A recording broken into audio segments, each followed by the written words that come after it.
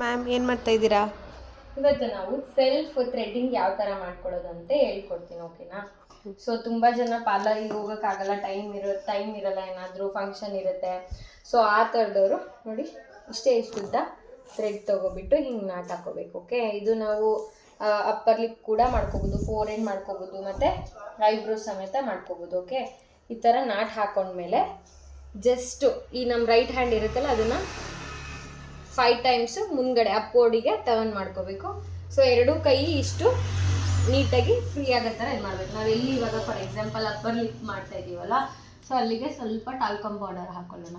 So ಹಾಕೊಂಡಾದ್ಮೇಲೆ just ಇದು open ಆದಾಗ ಇದು ಕ್ಲೋಸ್, ಇದು ಓಪನ್ ಆದಾಗ ಇದು ಕ್ಲೋಸ್.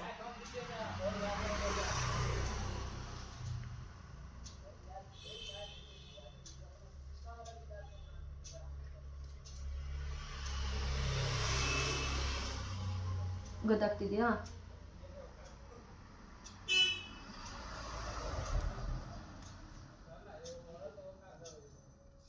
ಈ ಥರ. ಮತ್ತೆ ಇನ್ನು ಫೋರ್ ಹೆಡ್ ಮಾಡ್ಕೋಬೇಕಾದ್ರೆ ಈ ಥರ. ಗೊತ್ತಾಗ್ತಿದೆಯಾ?